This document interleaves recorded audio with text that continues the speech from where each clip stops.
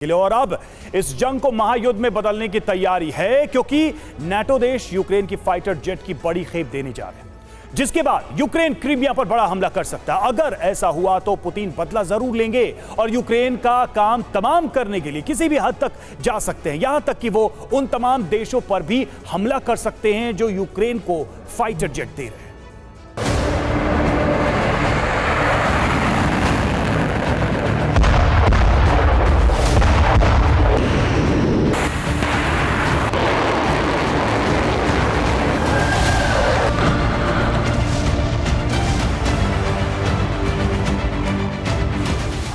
Rafale आएगा, Sevastopol को तबाह कर देगा।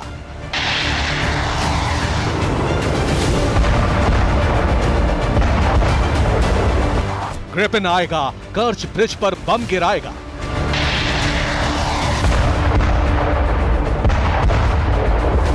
यूरो टाइफून आएगा, स्टॉर्म शैडो मिसाइल गिराएगा।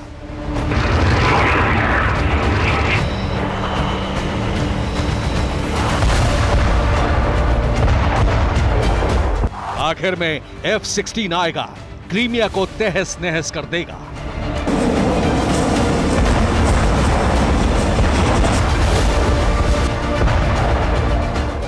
जाहिर है, अगर इतने बड़े अटैक हुए तो रूस तमतमा जाएगा।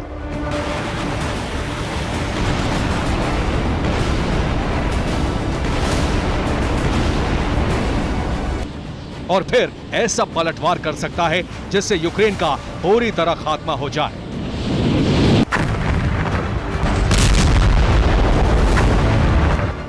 लेकिन ज़ेलेंस्की को यह बात अच्छी तरह से पता है, उसके पास अब यही आखिरी रास्ता बचा है। पूरी ताकत से क्रीमिया पर अटैक करे और उस पर कब्जा कर ले। यही वजह है ज़ेलेंस्की यूरोपीय देशों के टूर पर है। उनसे हथियार मांग रहे हैं जिसमें लॉन्ग रेंज मिसाइल और हाईटेक वेपन है।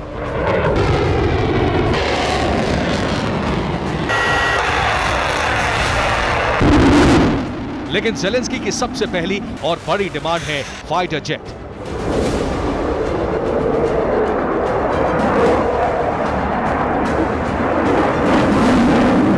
अगर यूक्रेन को फाइटर जेट्स की खेप मिल जाती है तो वो रूस को बड़ा झटका दे सकते हैं।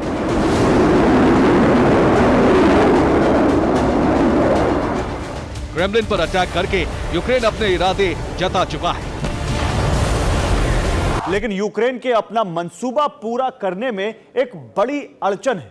अगर उसको फाइटर प्लेन्स मिल भी जाते हैं तो उसके पायलट उनको उड़ाने में सक्षम नहीं है। ऐसे में वो तमाम देश यूक्रेन को पायलट ट्रेनिंग देने के लिए तैयार हो गए हैं, जो यूक्रेन को फाइटर जेट्स की खेप दे रहे हैं।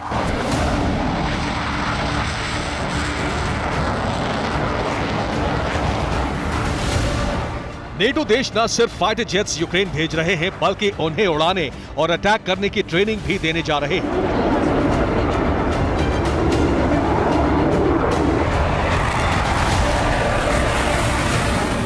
इसका सीधा मतलब है कि नेटो जंग में कूदने वाला है, यानी महायुद्ध का अलार्म बज चुका है।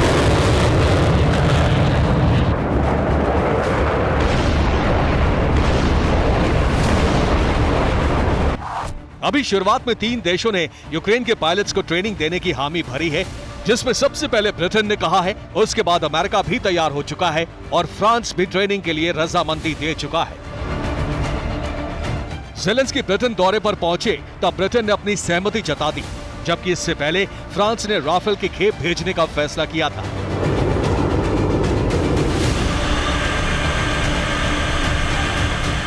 फ्रांस के प्रेसिडेंट इमैनुअल मैक्रों ने इस फैसले पर कहा था, फ्रांस यूक्रेन के फाइटर पायलट्स को ट्रेनिंग देने के लिए तैयार है।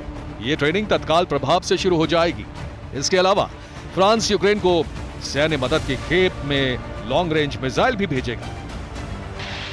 फ्रेंच ब्रॉडकास्टर TF1 को दिए इंटरव्यू में खुलासा किया कि फ्रांस यूक्रेन को राफेल फाइटर जेट देने पर तैयार हो चुका है। हालांकि मैक्रो ने यह भी साफ कर दिया कि वो यूक्रेन को अपने दिए हथियारों पर रूस के शहरों पर हमले की मंजूरी नहीं दे रहा है। जाहिर है, जब रूस के शहरों पर यूक्रेन फाइटर जेट से अटैक नहीं करेगा तो इसका सीधा मतलब है यूक्रेन रूस के कब्जे वाले इलाकों पर फाइटर जेट से हमला करेगा।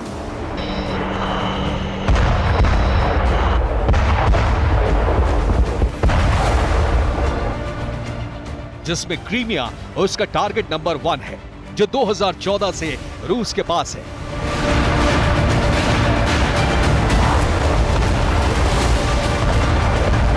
रूस यूक्रेन की जंग में जो अब तक नहीं हुआ वो अब होने जा रहा है। यूक्रेन रूस को उसी के अंदाज में जवाब देने जा रहा है। इसके लिए वो क्रीमिया और रूसी कब्जे वाले इलाकों पर उसी तरह तबाही मचाएगा जैसा कि रूस ने कीव में मचाई थी।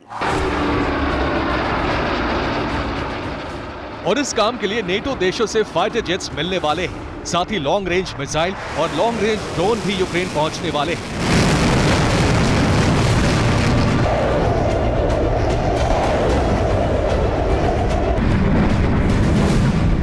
लेकिन ज़ेलेंस्की को इंतजार उन फाइटर जेट्स का है जो सेकंडों में तबाही ला सकते हैं।